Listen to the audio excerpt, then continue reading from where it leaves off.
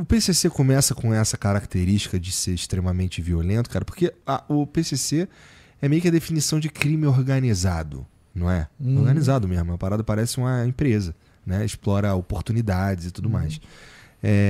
Mas você está descrevendo um cara aí que tem um perfil que eu colocaria mais no crime carioca, que é tem uma característica um tanto mais de guerrilha.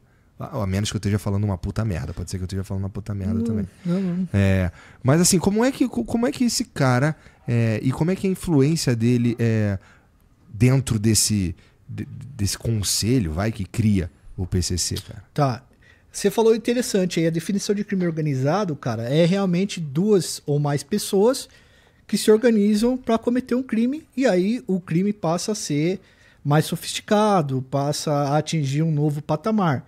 Então você tem um batedor de carteira, a partir do momento que ele arruma 4 pessoas ali para fazer o crime, uma que persegue o cara, o outro que empurra o cara, o outro que pega a carteira e o outro que tá lá na frente para dar um despiste nos caras, isso já é crime organizado. Na época, cara, a gente estava saindo da ditadura militar no Brasil e a gente estava com o período de abertura democrática, né? E aí, o que acontece? Muitos desses presos, eles participaram de comissões para debater direitos, porque em 1984 foi promulgada a LEP, né, Lei de Execuções Penais, que era uma lei que dizia como a pena deveria ser cumprida pelos presos. E lá tinha uma série de benefícios e que eles tiveram acesso e absorveram isso. E os caras que eram lideranças nas cadeias que eles passavam, eles acabaram absorvendo isso. Aí teve o massacre do Carandiru em 1992, que a polícia entrou dentro do Carandiru e acabou em 111 mortos oficialmente. E aí os caras tiveram que desativar o pavilhão 9 e eles mandaram esses caras para casa de custódia e tratamento de Taubaté, que era um presídio chamado Piranhão. Que era assim, quem não conseguia se adaptar à massa carcerária, quem dava trabalho, infringia muitas leis, era colocado nesse lugar para pagar o castigo. E foi aí que colocaram lá uma série de presos muito famosos do sistema prisional e os caras acabaram fundando o primeiro comando. Só que era uma fundação que, a princípio, tinha a ver só com aquela cadeia. Tá. Só que o governo começou a transferir os caras, o sistema penitenciário. E onde os caras chegavam, os caras levavam essas ideias. Tinha cara que levava politicamente igual o Marcola e o Sombra, e tinha cara que chegava lá e executava os caras mais pesados que tinha na cadeia e inseria a ideia do comando. E aí você falou, os caras são violentos e tal. A gente tem várias fases da organização criminosa. A primeira fase que ela vai aparecer, ela é bem violenta, porque ela tem que criar o mito da violência. Que é assim, o primeiro comando hoje, ele tá mais quieto porque ele tá na área do comércio ilegal de substâncias internacional ganhando muito dinheiro. Mas ninguém duvida da violência do PCC, porque durante muitos anos ele foi extremamente violento. E quando aparece, ele é extremamente violento. Você vê no Rio de Janeiro foi a mesma coisa. Essas organizações, elas tendem a fazer esse processo, né? Entendi. E daí, mas assim, aí o PCC sai de uma parada que você disse, começa naquela cadeia ali, com a ideia de, os caras ali começam a ser transferidos, essa ideia começa a se espalhar e tudo mais. E hoje, a gente tá nesse momento aí que o PCC é uma puta força, né, cara? Os caras não conseguem lidar com ele legal. Ele já, né, especula-se que ele já tá por dentro do Estado e tudo mais, né? Já alcança lugares ali que já tá difícil de tirar, né? Precisa de uma organização, ou precisa de mentes assim, capazes de fazer isso daí. Nem no Jogo do Bicho a gente tem lá como é que é? Capitão Guimarães, que é o cara que organiza a parada em certo momento ali. Tem um cara parecido no PCC? Tem, cara. A gente chama da primeira revolução do comando, que é quando o Marcola toma o poder. Porque o Marcola, ele não é fundador. Ele tá lá em Taubaté quando é fundado, mas ele não era fundador. Mas era um preso extremamente inteligente, líder e conseguiu organizar os presos.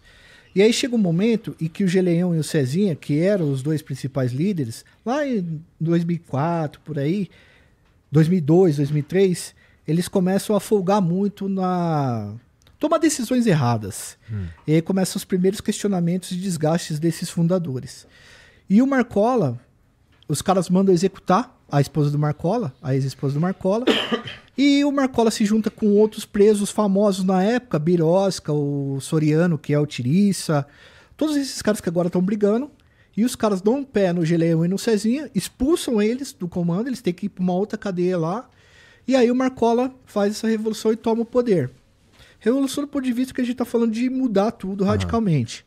E aí que os caras entram nessa pegada da sintonia do progresso. O que é a sintonia do progresso?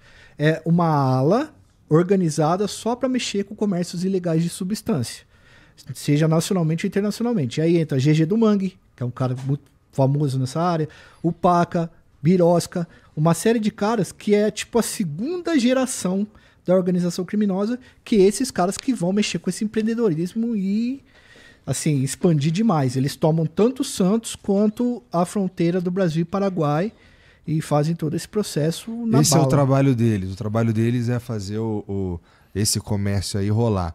Mas e os outros pedaços que precisa para isso daí ficar de pé? Porque, vamos lá, precisa manter uma determinada ordem, precisa que o comando que sai aqui chegue lá na ponta, precisa ter os contatos dentro dos lugares de poder e tudo mais.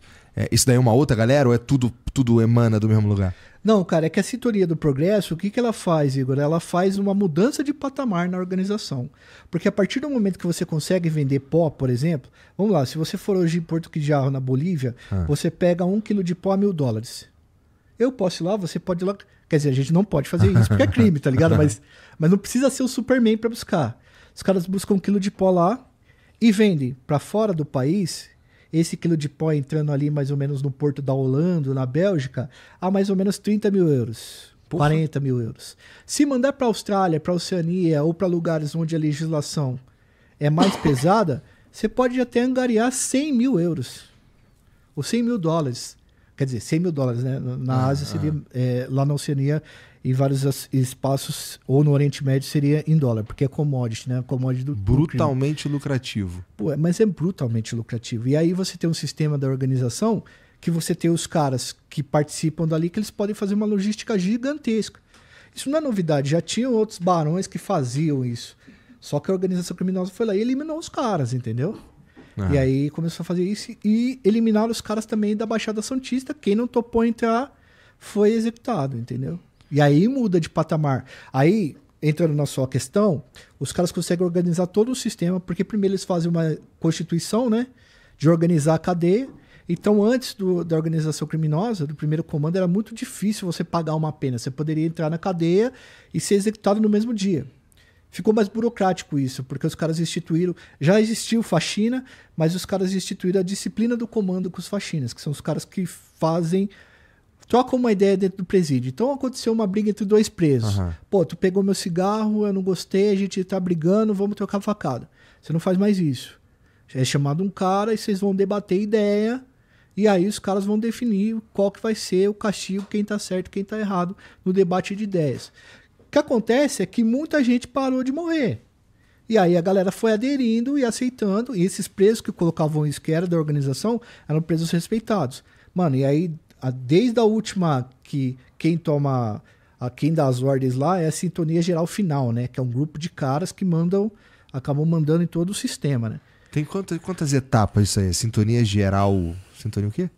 Sintonia Geral Final. Sintonia Geral Final, tem a Sintonia do Progresso. Tem mais? Tem Sintonia do Progresso, tem os resumos de fora da cadeia, Sintonia da Rua, tem sintonia de tudo quanto é lugar, mano. Tem até sintonia da galera que organiza para, por exemplo, mandar um ônibus pros presos, para poder sair, pro preso poder, entendeu? Entrar no ônibus e ir, sei lá, pra Barra Funda, pro terminal Tietê. É bastante bem organizado. Mas quando a Sintonia do Progresso entrou, ela acabou ganhando protagonismo, né, cara? Porque começou a deixar muita gente rica. E aí, os chefes das organizações, o Lincoln Gaki acabou pedindo e mandaram os caras pro presídio federal. E o sistema penitenciário federal é uma cana bastante dura.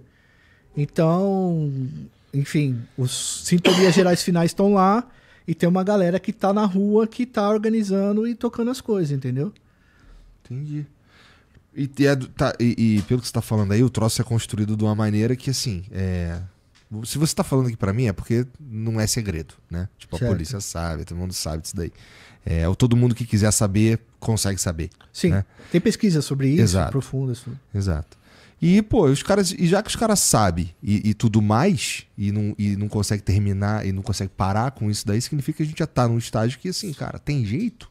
É isso daí, vai existir o PCC. né? Vamos ter que lidar com isso como uma realidade da vida, né? A gente está numa fase do primeiro comando que é uma fase que a gente chama de fase mafiosa, que é quando ele está se inserindo, se infiltrando no poder público. Então já saíram denúncias de que os caras estão mexendo com ônibus, com transporte público, né? O Nicolaquia fez todo um processo em relação a isso daí. Tem já questões aí que eles estão lavando dinheiro em postos de gasolina, em rede de postos. Agora o CEO da Cosan, que é uma empresa de usina muito famosa, falou que a organização criminosa está até envolvida com usina de produção de etanol, garimpo. Caraca. Então assim, cara, quando você chega no bilhão, porque tá no bilhão, tá? O lucro dos caras, você começa a ter dinheiro para lavar, para pagar gente, para comprar gente, para montar empresa fantasma, para montar empresa e você conseguir lavar dinheiro, fazer ocultação. E os caras são inteligentes, né? Então eles sabem o poder do recurso que eles conseguiram juntar e fazem uso dele, né? Chegam onde eles, sei lá, todas as oportunidades. Que nem coisas assim, até no digital, eu imagino, né? Eu vi outro dia e estava tendo uma investigação para ver se tinha um lance de umas rifas que os caras estavam falando que era o PCC lavando dinheiro, eu não sei qual foi o fim disso. Mas se for real, os caras chegando no digital também, né? Os caras estão para todo lado. Que é fácil, na verdade, né? Você lavar dinheiro no digital é fácil. A regulamentação é muito menor do que as regulamentações, por exemplo, de postos de gasolina ou de próprias lavanderias, por exemplo. Mas há investigações, tá? A gente ainda está no começo disso daí, de influencers sendo investigados por fazer rifa, tal, esse tipo de coisa, podendo estar envolvido com pessoas que têm ligação com a organização criminosa. Entendi. Pô, tá, aí o PCC foi onde tu começou a pesquisar, é isso? Foi o que despertou a tua curiosidade lá no começo? Foi, cara. Foi porque em 2006 os caras saíram pra rua pra... Na verdade, o meu primeiro contato com o comando que me deixou, assim, curioso foi em 2001, quando eles organizaram rebeliões e, na época, a cantora Simone namorava com o Afro-X do 509E, o grupo de rap. E ela foi numa visita com ele lá durante a manhã e no período da tarde o primeiro comando organizou uma rebelião com várias unidades prisionais paradas ao mesmo tempo. E foi o momento que eles se mostraram, porque eles pintaram no muro, primeiro comando e tal. E aí, cara, eu vi aquilo lá, o Gugu, ele pegou e mostrou a vivo aquele lá com o helicóptero e tal, não sei se você lembra. E aí em 2006 os caras pararam em São Paulo, né, brother? Aí eu falei, ou eu estudo isso daqui, ou eu vou perder o fio da história aqui para entender o que tá acontecendo. Porque foi uma mudança muito pesada, assim, tanto nas forças de segurança quanto na própria organização dos caras, mano. Entendi. Tá bom, eu entendo que foi, de fato, né? Vou estar falando do Salve Geral. De 2006, né? Sim. Isso é muito famoso, mas eu não tava aqui, né? Eu tava no Rio. Então, como é que foi a tua experiência quando aconteceu isso? O que você estava fazendo? O que aconteceu na prática, na visão de um cara que, sei lá, era um professor? Pô, cara, eu trampava em Campinas, né? Que é a maior cidade ali que fica do lado. E deu meio-dia, tava começando a internet, naquela época as redes sociais ainda era MSN, mas tinha Orkut. E aí os caras começaram a lançar uma série de boatos que deixou muita gente aflita. Tiraram a vida do prefeito, não sei o quê e tal. Que realmente os caras tiraram a vida de dezenas de agentes de segurança do estado, tá? De policial, agente penitenciário que depois virou policial penal. E aí, cara, tiraram os ônibus de circulação e a gente tava vendo o ônibus queimando em Campinas, que era uma cidade que quase nunca parava. Aí os caras mostravam na TV a Avenida Paulista, vazia, 4 horas da tarde, cara.